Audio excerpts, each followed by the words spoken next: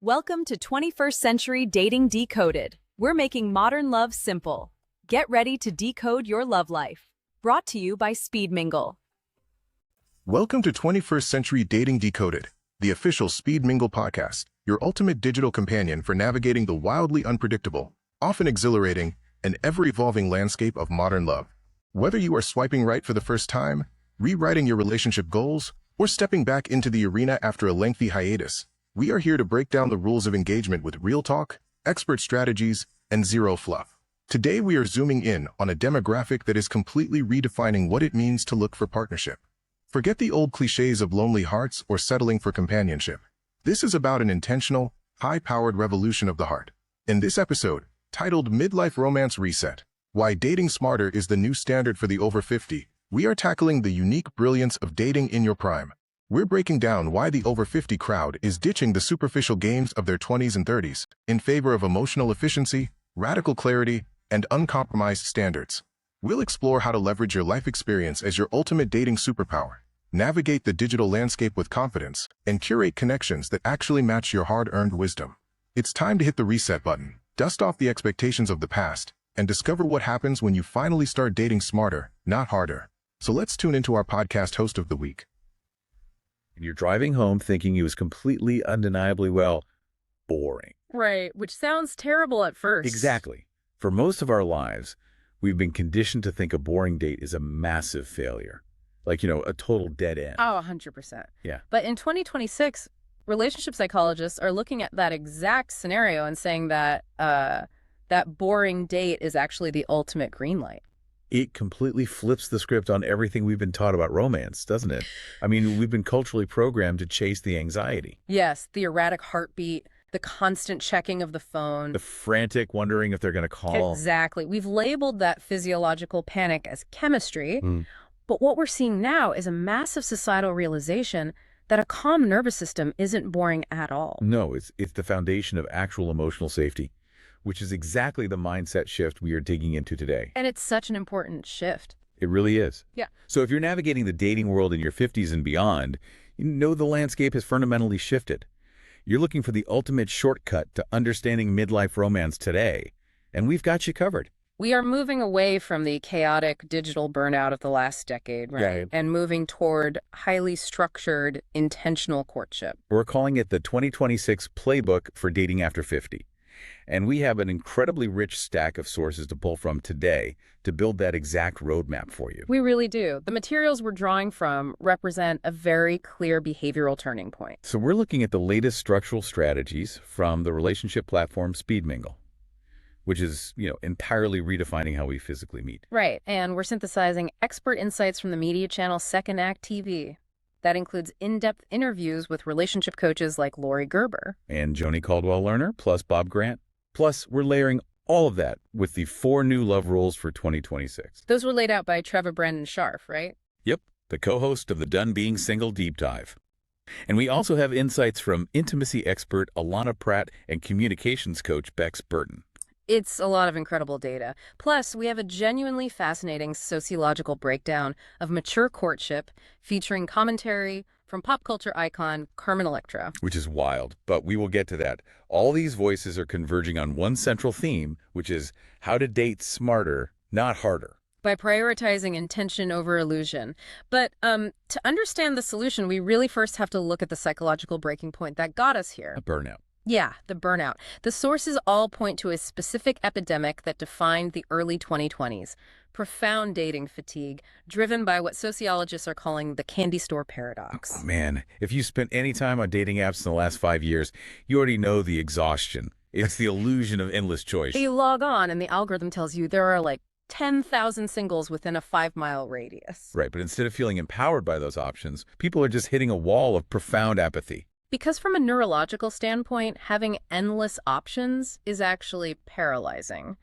The human brain just isn't designed to process thousands of potential romantic partners simultaneously. Trevor Brandon Scharf points this out brilliantly when analyzing modern dating culture. She really does. Having your pick of people sounds ideal in theory, but in practice, it short-circuits our cognitive ability to focus. It triggers that phenomenon known as choice overload. I mean, I see this all the time. It's the literal kid in a candy store syndrome. Exactly. You walk in, see 100 different types of sweets, and suddenly you can't appreciate the one you actually pick. Right. You take a bite of a chocolate bar, but you're staring at a lollipop across the aisle, wondering if you made a mistake. That is the exact mechanism of the fatigue. That artificial variety ruins the appetite for a real sustaining connection. You get the quick dopamine hit, sure. The sugar rush of a match. The temporary validation of someone swiping right, yeah. But it lacks any nutritional value for a long-term relationship. And because you're always wondering if someone like 5% more compatible is just one swipe away, you become strangely and artificially picky about meaningless details. Which is how this cognitive overload led people to develop some truly absurd coping mechanisms. Scharf mentions in her interview that she literally has clients and friends who maintain dating spreadsheets. Spreadsheets? Oh, yes. They are utilizing Microsoft Excel to manage their romantic life. Taking detailed notes, just so they don't accidentally call Steve by the name Phil.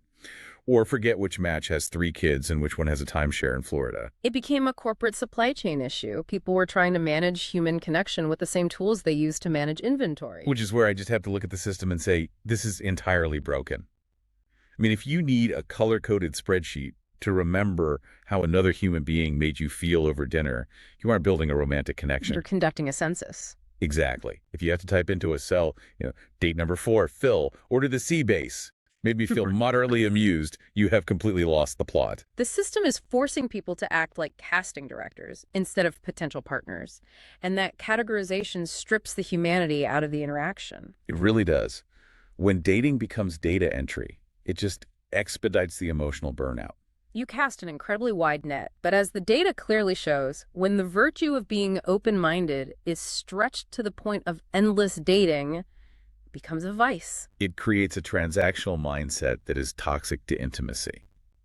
So the apps created the burnout, but deleting the apps doesn't solve the problem of how to actually meet people. Right, which is where platforms in 2026, specifically Speed Mingle, have introduced what they call the relational portfolio solution. Instead of just offering a swipe interface, they're offering different asset classes for connection.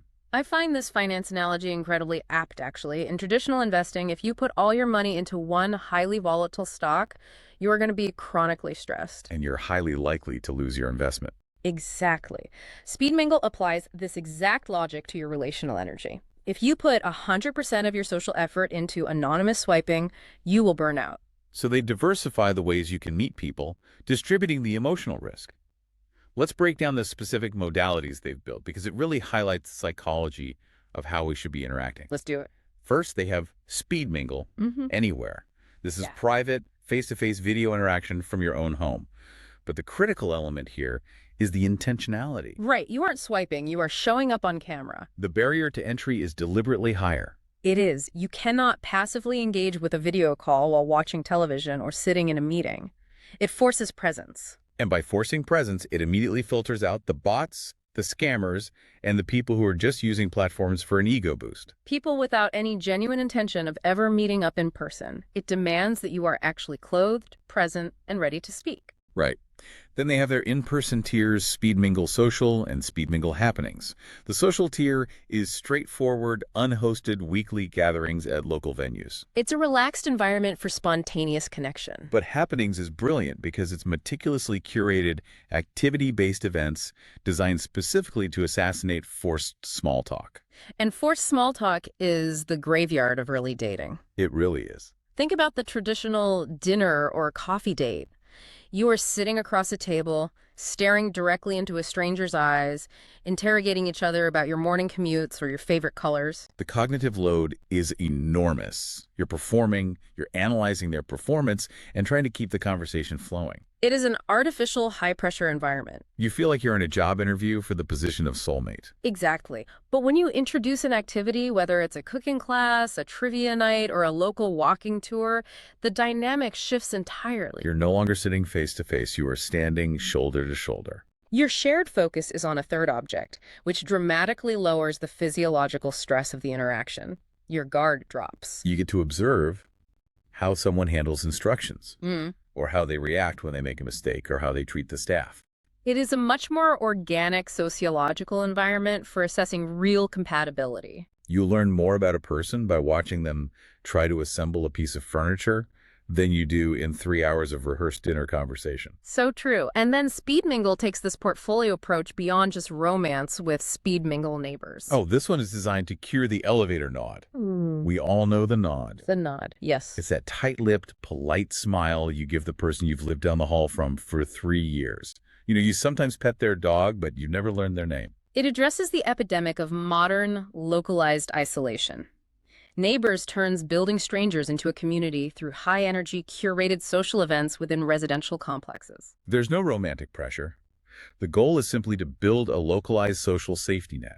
And rounding out the portfolio, they have Speed Mingle B2B, which replaces those dreadful, sluggish professional mixers with round-robin networking. And finally, one-to-one, which is personalized, low-pressure meetings with pre-vetted locals. The entire platform is a structural fix. But here's the catch that the sources make abundantly clear. Right. Speed Mingle can provide all the logistics in the world, but if your internal mindset hasn't shifted away from the chaos of swipe culture, you will still fail. Logistics cannot cure bad psychology. You can have the best diversified relational portfolio in the world, but if you are still chasing the erratic highs of the candy store, you'll sabotage these curated connections. The structure requires a new set of operating rules, which leads us directly to the new rules of engagement for 2026. Treva Brandon Scharf lays these out perfectly, starting with rule number 1, clarity over chemistry. The consensus among mature daters right now is that they are fed up. They do not want the roller coaster anymore. They want pure, unfiltered intention. But this requires a massive rewiring of our brains, because Hollywood and pop culture have sold us the idea that the spark is the only metric that matters. The concept of the spark is incredibly pervasive, but we have to dissect why it's actually a highly dangerous metric for long-term compatibility, especially in midlife. Chemistry is undeniable. Sure, it is powerful. But we have to be brutally honest about what chemistry actually is. It simply tells you that you are physically or neurologically attracted to this person. Exactly. It does not in any way, shape, or form tell you if someone is emotionally available, stable, financially responsible, or capable of being a true partner. So if chemistry is just a biological trick, what are the actual tells of emotional availability? Like, what should we be looking for if we aren't looking for lightning bolts? The real tells of emotional availability are incredibly mundane, and that is precisely why we often overlook them. Give me some examples. Are they direct in their communication? Do they say what they mean without making you guess? Do they follow up when they say they will? Oh, right. Like, if they promise to call on Thursday evening, does the phone actually ring on Thursday evening? Yes. Do they return texts in a timely fashion? It's the boring logistical reliability. Yes. Because those tiny, seemingly boring logistical details signal something massive about their internal state. They signal that a person is cognitively invested in the connection. That they have executive function, and most importantly, that they are emotionally safe. They are not playing games with your time. It's the stark difference between someone who shows up with a grand gesture, like a dozen roses once a month, but completely ignores your texts for 3 days, versus someone who just consistently texts back within a few hours every single day. The grand gesture is chemistry. The consistent text is clarity. Wow.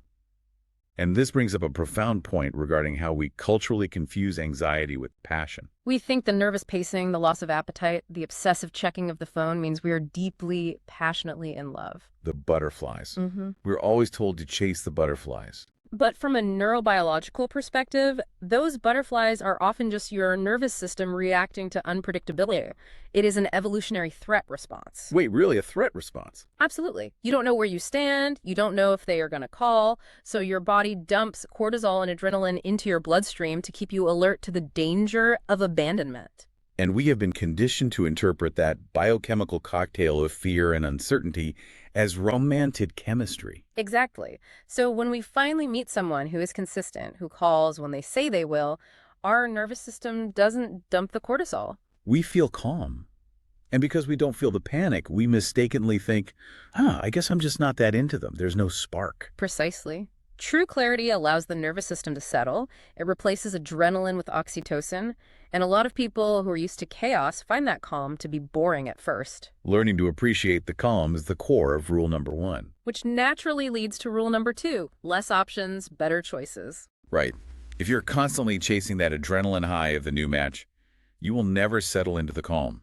Scharf argues that daters need to focus on one intriguing person at a time until it ceases to be interesting, rather than keeping the net endlessly wide. It is about slowing down the pace of consumption. And this need for slowing down, for requiring intentional, structured effort, is beautifully illustrated by the sociological breakdown in our sources featuring Carmen Electra. I have to admit, when I first saw Carmen Electra in our source stack, I did a double take. Me too. I thought, wait, the 90s pop culture icon? The Baywatch star. Right. But her interviews with Playboy and Fox News Digital are incredibly sharp. She is speaking directly for women in their 40s and 50s. Pointing out that at this stage in life, time is a premium, non-renewable commodity. You aren't 22 anymore. You do not have endless weekends to waste on bad dates or low-effort suitors. Her commentary serves as a fascinating cultural artifact for a mature courtship in 2026. She delineates the critical missteps that suitors make when pursuing mature women. And the absolute deal breaker she identifies, the ultimate red flag, is what we can categorize as the uptown text. The midnight text. She calls it a massive no-no. It's that text you get at 11:30 p.m. on a Friday night that just says, hey, I'm out downtown, come meet me at a bar right now. Let's analyze the sociology of why the uptown text fails so spectacularly with this demographic. Okay, lay it on me. A late-night spontaneous invite categorizes the recipient as a logistical convenience rather than a priority. It signals a complete lack of cognitive investment and resource allocation. Break down resource allocation for me in this context. We aren't talking about money necessarily, right? No, we are talking about the resources of time, forethought, and planning. Planning a Wednesday dinner on a Monday requires significant resource allocation. It requires securing a reservation, managing one's own schedule. And anticipating the other person's needs and availability, it explicitly signals to the prospective partner, you are important enough that I am allocating my future resources, my time, my attention to secure time with you. It proves that they were thinking about you when you weren't right in front of them. Precisely. The midnight text, conversely, requires zero planning. It is purely opportunistic. It communicates, I am already out, I am bored, my original plans fell through, and you are geographically convenient. And for a mature woman whose time is highly valuable, being treated as an afterthought or a convenience is deeply insulting. But hold on, let me push back on this, because I can hear the romantics screaming at their speakers right now.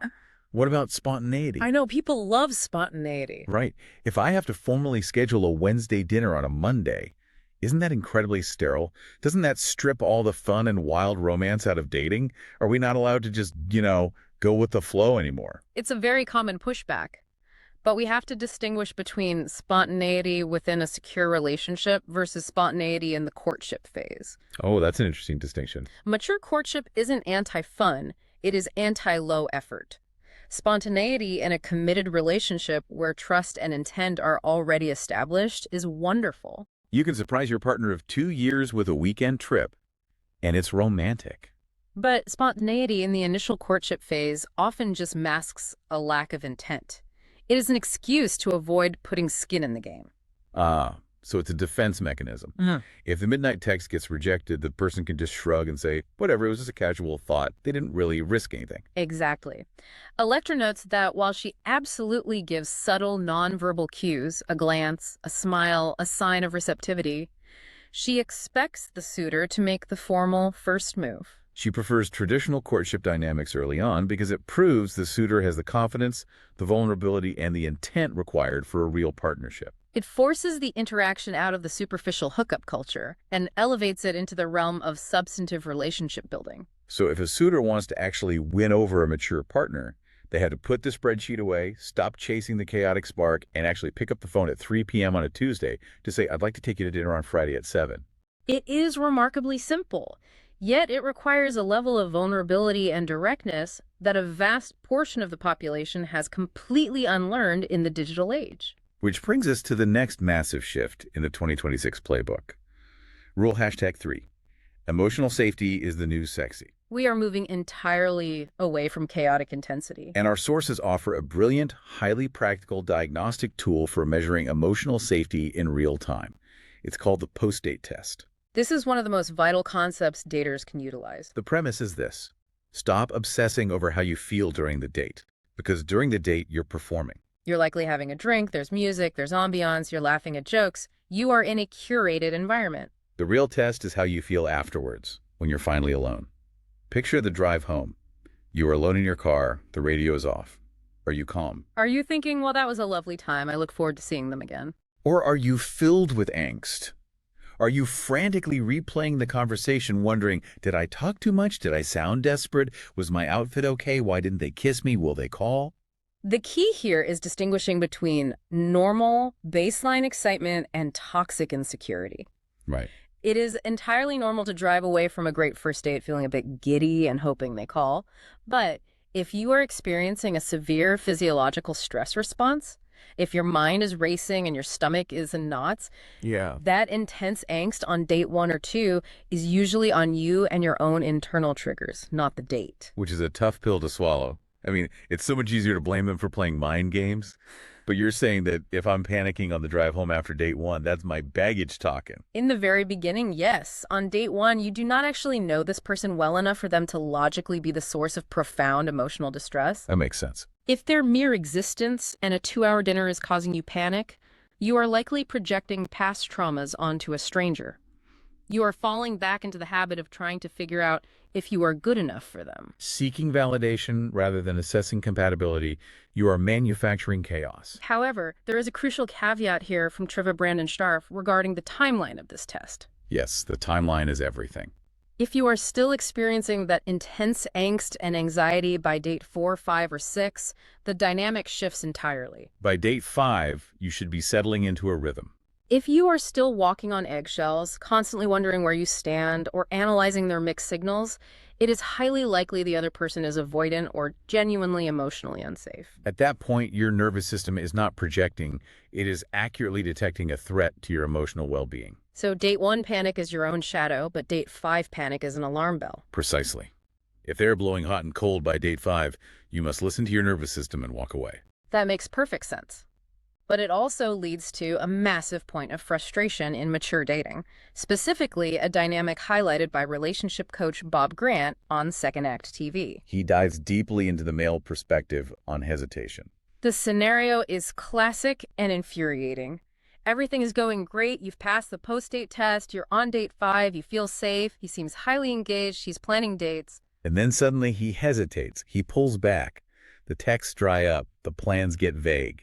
And the woman is left sitting there thinking, what did I do wrong? We were just talking about taking a weekend trip and now he's a ghost. Why doesn't he just tell me what's wrong? Bob Grant's explanation of this phenomenon is deeply rooted in psychology, and it requires a lot of empathy to understand. Why do men suddenly hesitate when things are going perfectly well? Grant explains that often men do not fully understand it themselves. Really? They don't know why they're doing it. Right. They do not have the vocabulary in that exact moment to articulate the internal shift they are experiencing. So they aren't sitting in a supervillain chair, maliciously plotting to ghost you and break your heart. Rarely. That sudden hesitation is almost always rooted in past experiences and unhealed traumas rather than the present reality of the relationship. In midlife dating, you are dealing with people who have deep histories. As a new relationship becomes more serious and starts feeling genuinely intimate, it subconsciously triggers the memory of previous commitments. And for many men in their 50s and 60s, previous commitments may have ended in painful, drawn-out divorces. Severe financial ruin, loss of access to their children, or profound emotional devastation. So the very feeling of falling in love actually triggers the memory of the pain that followed the last time they fell in love. Exactly. The present moment is wonderful, but their subconscious mind suddenly pulls the emergency brake because historically, serious intimacy equates to catastrophic danger. They pull back to assess the perceived threat. Their nervous system is telling them to retreat to safety. And because society does not often equip men with the emotional articulation to say, I am deeply enjoying this, but the increasing intimacy is triggering my fear of a repeat divorce, their silence just looks like they lost interest. Which leaves the other person completely in the dark, feeling rejected, when in reality, the person pulling back is just terrified. Knowing what to look for internally, the calm versus the angst, understanding the roots of hesitation is crucial. But we also have to look at how we present ourselves externally, because we often sabotage ourselves before we even get to the first date. Let's unpack the external marketing of the self, what we say versus what we mean. This is where we transition from internal psychology to outward communication. How do mature daters present themselves on these platforms, and how do they inadvertently broadcast their red flags? The sources pull fantastic, highly actionable insights from Lori Gerber on Second Act TV regarding dating profile cliches. We've all seen them. I'm going to read off the 3 worst offenders, and I want you to break down the psychological subtext of what the person is actually communicating. Ready? Let's do it. Offender number 1, no drama. When someone writes no drama on their profile, they are almost universally communicating the exact opposite. They are the drama. Yes, they are likely surrounded by drama constantly. Or, more concerningly, they lack the basic emotional intelligence and conflict resolution skills to handle normal, healthy relationship bumps. They view any disagreement, any boundary, or any expression of emotional need as drama. It is a massive red flag that screams, "I will shut down if you ever ask me to be accountable." Offender number 2, I love to laugh. This is a filler statement that means absolutely nothing. It's so generic. It shows a profound lack of self-awareness and an inability to articulate genuine personality traits. Fine. Every human being on the planet enjoys laughing. It is a biological function. Writing it down just proves you didn't want to do the introspective work of actually describing who you are, what you value, or what specifically makes you laugh. And finally, the absolute worst one. Just ask. The epitome of low effort. It places the entire burden of conversation, discovery, and heavy lifting on the other person. It essentially says, I am not going to put any energy into presenting myself to you. You must do the work to excavate my personality. If they are that lazy on their profile, they will be that lazy in the relationship. It is wild how people think they are being breezy and approachable with these phrases, but they are actually broadcasting their worst traits. And this leads right into Lori Gerber's breakdown of the 7 things people lie about early on in dating. We really need to unpack these because there is a massive difference between lying out of normal insecurity versus lying maliciously. It is a vital distinction. People misrepresent themselves early in dating all the time, but we have to differentiate between marketing oneself out of a fear of judgment and fabricating a reality that prevents any authentic connection from forming. Let's run through the 7. Lie number 1 is the classic: age. Lying about age by 2 or 3 years is typically a marketing tactic driven by the strict algorithms of dating apps. People fear that if they turn 50, they will be filtered out of the searches of 49-year-olds. It's an insecurity about aging in a digital landscape. It's not great, but it usually stems from a desire to be seen, not a desire to deceive on a sociopathic level. Lie number 2, however, is a massive red flag: relationship status. Lying about being separated when you are actually still living with your spouse. That is a fundamental breach of reality. You cannot build a foundation of trust with someone who is actively hiding an entire marriage. That is deception, plain and simple. Lie number 3, physical appearance, specifically using photos from 10 years ago. This stems from denial and insecurity. They want to be desired as they were, not as they are. But it sets up an immediate failure on date 1 because the person walking through the door doesn't match the expectation. Exactly. Lie number 4, financial stability or career, exaggerating success. This is deeply tied to ego and societal expectations, especially for men who have been taught their worth is tied to their provision. But a relationship built on a facade of wealth will crumble under the weight of actual shared expenses. Lie number 5, intentions. Saying you want a relationship when you actually just want a casual fling. This is conflict avoidance. They know that if they state their true intentions, the mature pool of daters will reject them. So they lie to gain access to people who would otherwise filter them out. It's highly manipulative. Lie number 6, lifestyle and health habits. Saying you love hiking every weekend when you actually haven't left your couch since 2021. Aspirational lying. They're presenting the person they wish they were rather than the person they actually are. And finally, lie number 7, hobbies and interests. Pretending to love jazz music just because your date loves jazz music. This is an anxious attachment behavior. It's mirroring. They are so afraid of rejection that they erase their own identity to become a clone of the person they are pursuing, believing that identical interests are the only way to secure affection. Which perfectly transitions us into one of the most common ways we sabotage our own choices. Joni Caldwell Lerner warns against a very specific trap, especially prevalent among mature women. The I can fix him trap. This trap is incredibly pervasive. You meet someone and they have so much potential. They are kind, but they just need a little help with their communication style. Or their wardrobe. Or organizing their finances. Or navigating their relationship with their ex. Empathy is a wonderful trait, but Caldwell Lerner makes a critical distinction. There is a vast gulf between being a supportive partner and becoming someone's therapist, life coach, or parent. If you are doing the emotional heavy lifting for two people, you aren't in a partnership, you're managing a construction project. Precisely. The strongest relationships aren't built by changing someone. They're built by choosing someone who is already willing, capable, and actively trying to grow.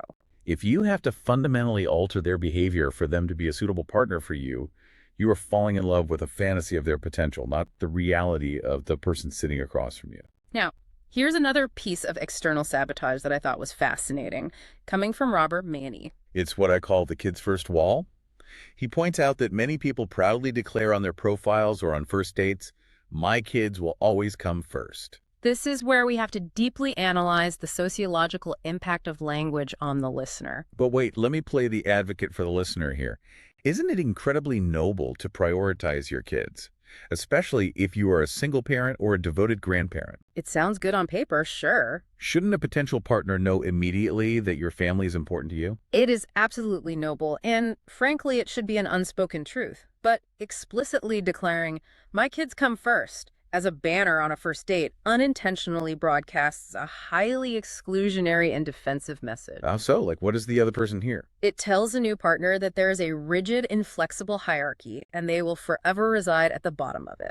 It says there is no room for romance to truly grow here because the primary emotional space is already occupied and guarded.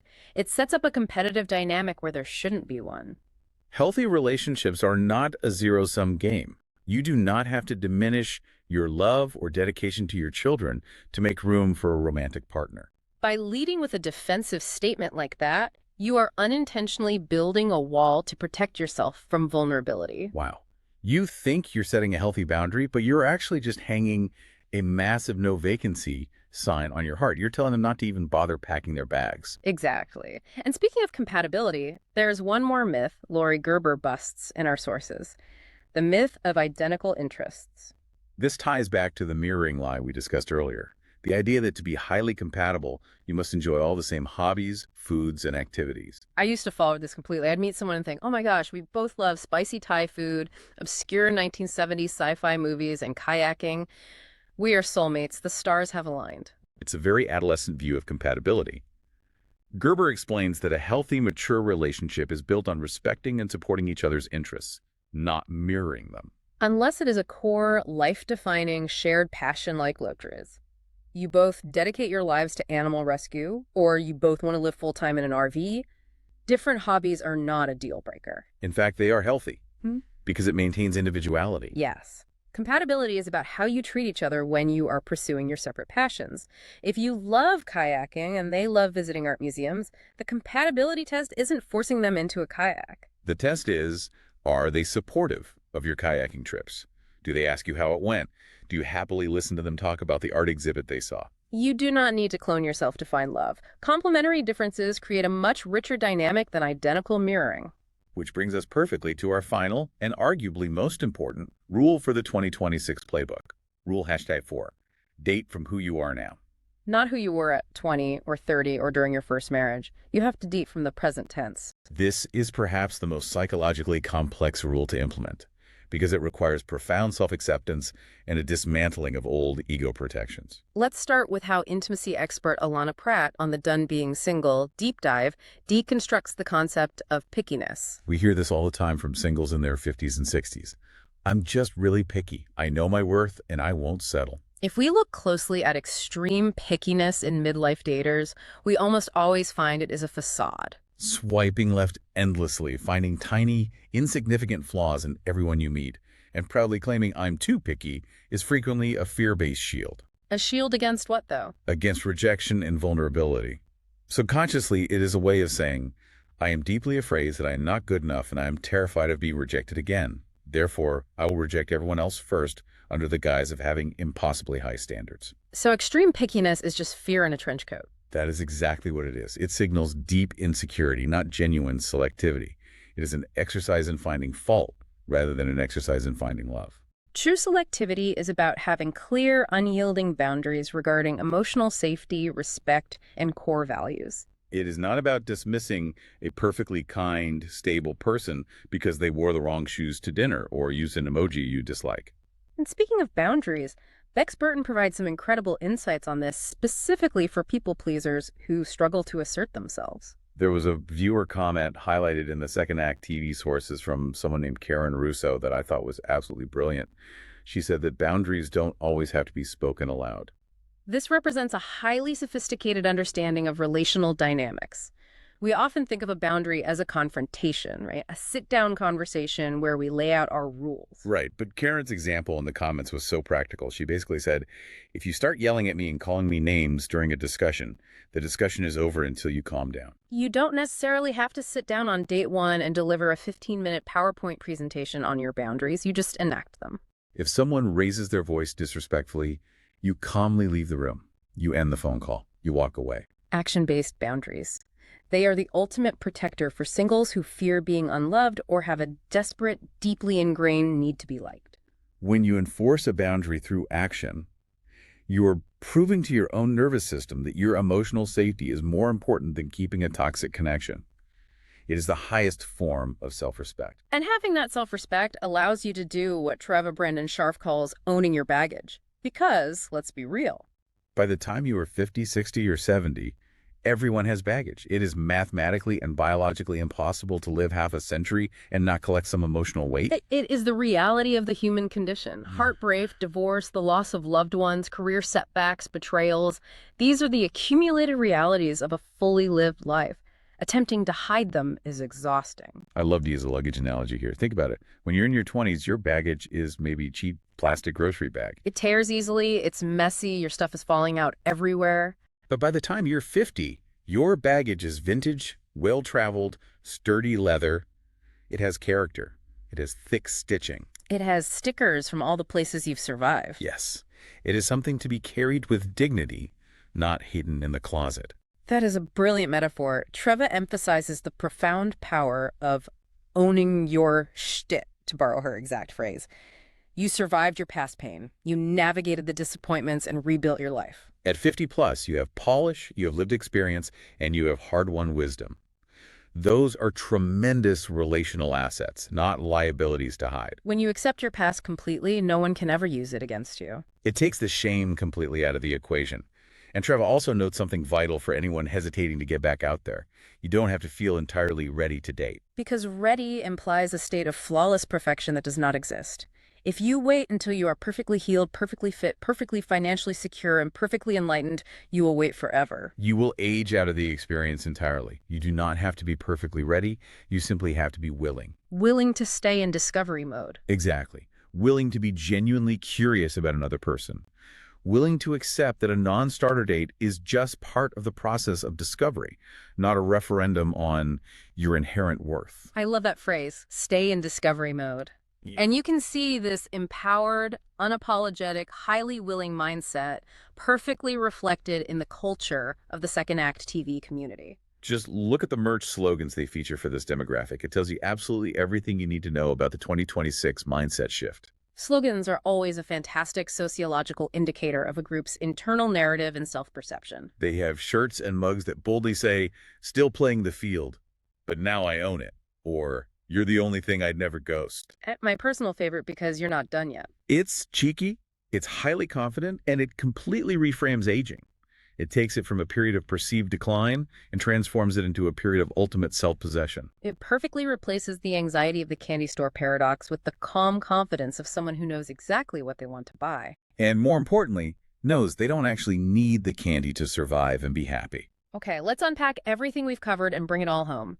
We have navigated a massive amount of sociological ground today. To quickly recap the 2026 playbook, we've learned that the smart money values absolute boring clarity over erratic chemistry. We are demanding traditional, structured effort, like a properly planned Wednesday dinner over the low-effort, spontaneous, opportunistic, midnight uptown text. We are aggressively dropping the meaningless, no drama and just ask cliches from our profiles because we know they communicate a severe lack of self-awareness. We recognize that extreme pickiness is often just a fear of rejection hiding in a trench coat.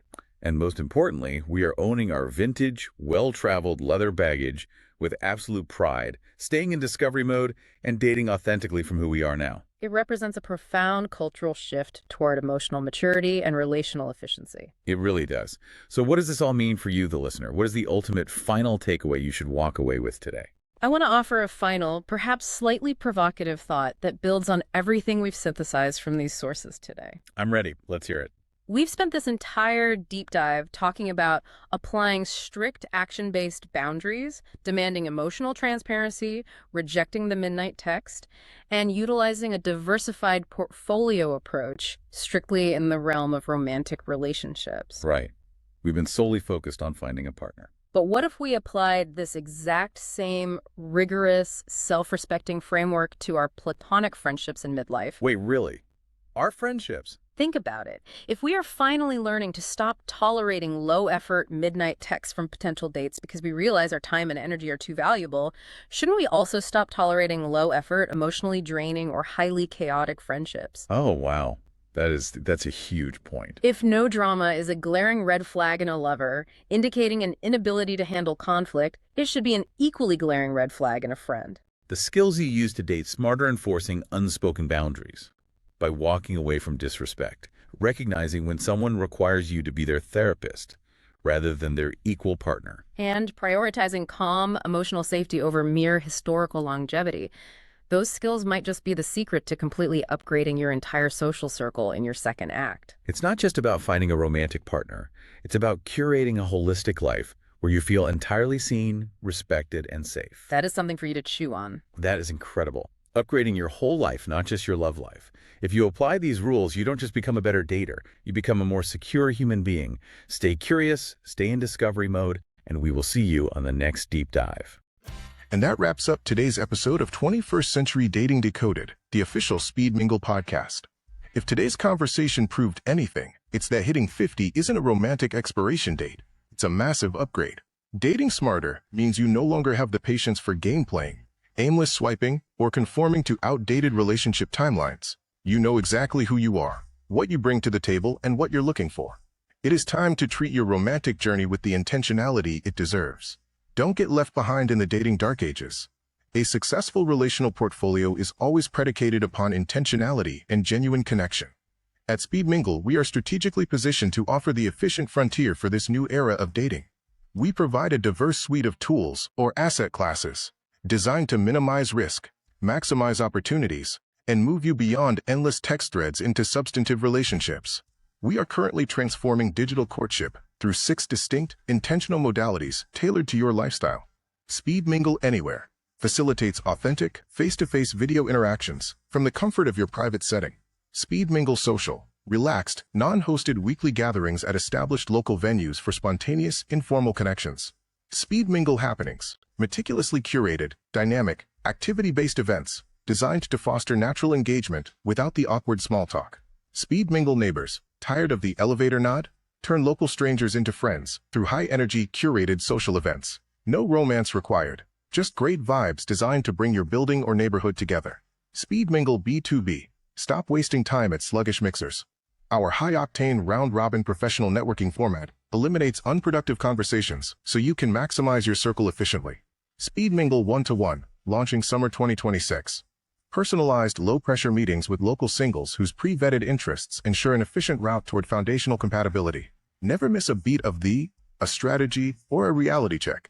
Make sure you are plugged into the network to never miss an episode of the 21st Century Dating Decoded. Listen on the go. Find your preferred audio match on Apple Podcasts, Spotify, YouTube Music, Amazon Music, Audible, iHeartRadio, or Deezer. Watch on Speed Mingle TV. Access premium video content on YouTube, Roku, Amazon Fire TV. Just search for Speed Mingle TV Network within the Apps and Games interface or via the HRB TV network. Engage and subscribe. Secure your access to all future segments directly at 21stCenturyDatingDecoded.com. If you valued this episode and found our discourse on abandoning prescribed dating narratives informative, please take a few seconds to support our community. Activate the subscription button immediately so you never miss an episode. Leave a 5-star review to assist other growth-minded singles in discovering our program. Share this link with an acquaintance who desperately needs it, especially that friend who continues to utilize an outdated, poorly illuminated headshot enhanced with an expired digital filter. Forward them the link. Their future romantic prospects will thank you. Take the initiative today. Secure your reservation at an upcoming Speed Mingle event in your vicinity and get ready to mix, match, and mingle to enhance your social portfolio. Thank you for your listenership and viewership of 21st Century Dating Decoded. Until our subsequent episode, remain deliberate, maintain protection, and consistently date with a defined purpose. Thank you for listening and watching on the new Speed Mingle TV network.